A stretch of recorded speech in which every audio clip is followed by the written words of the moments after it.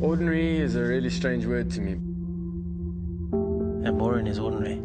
Ordinary is boring. If you just want to be ordinary and have a safe life, you just make sure you stick on the dotted line. When you actually want to push the limits and see what will happen. Might not be perceived as being exceptional for another person, but if it's the best that that person can achieve, it's exceptional.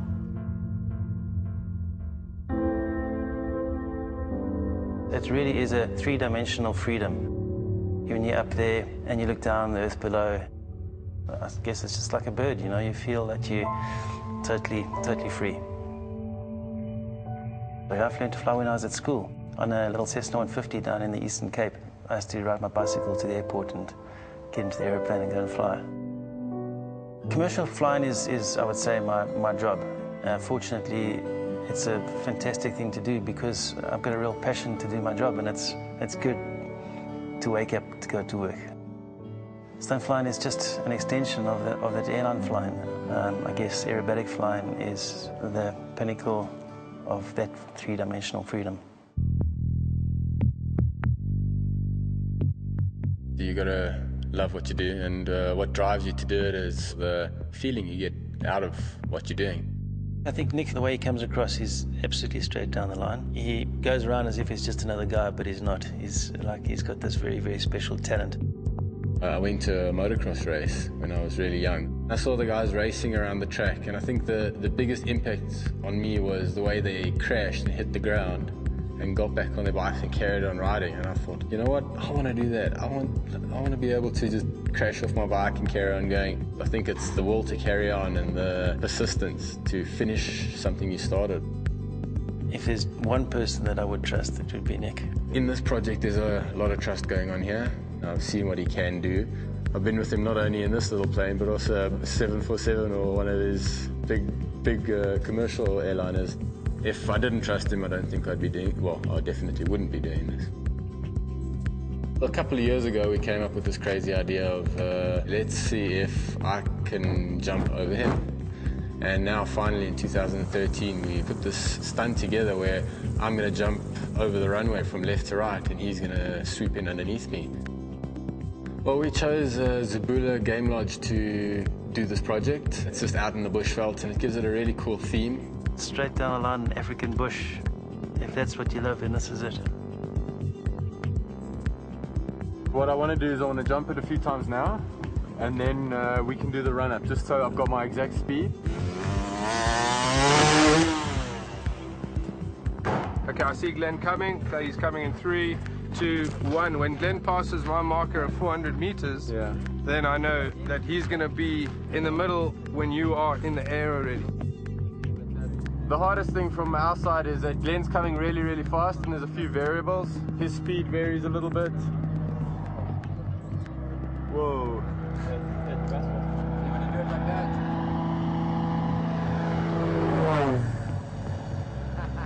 Show off! Yes. He's a cooked old man. 155 miles an hour is super, super fast.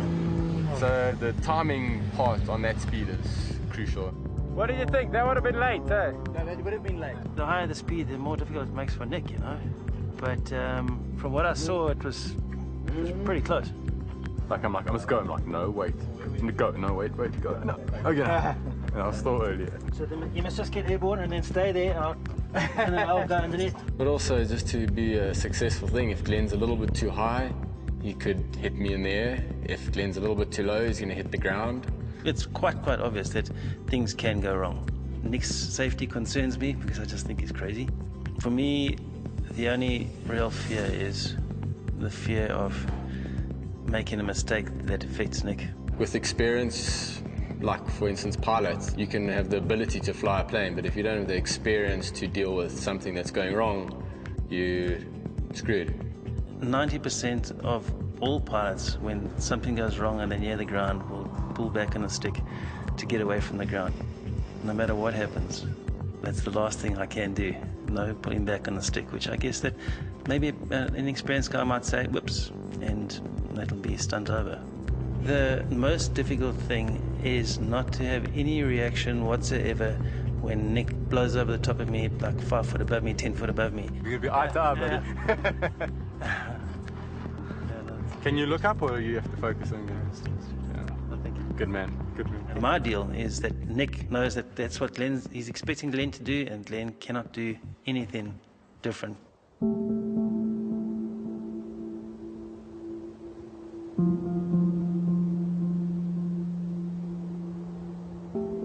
First up this morning, we want to make sure our timing is 100% correct. Glen's going to fly by, I'm going to just run up and stop on the ramp, just get a feeling for the timing, and then once we feel happy, then we're going to go for it.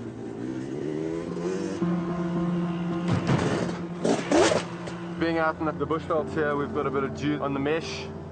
When it's dry, it's really, really grippy. So it's really slippery on the bottom this side.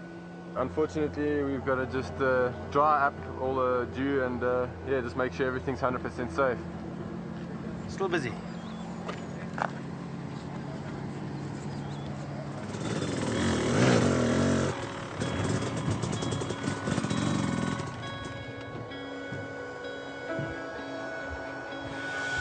It's feeling good. It's way better than it was.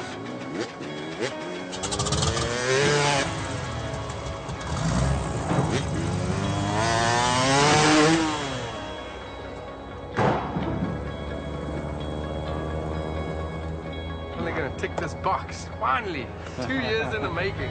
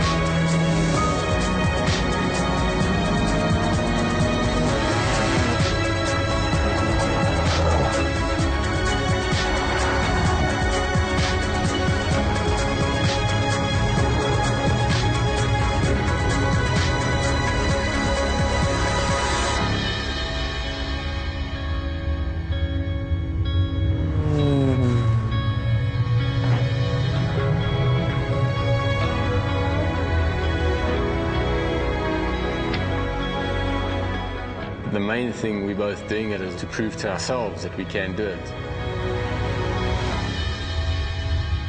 Nothing's worthwhile if there aren't challenges.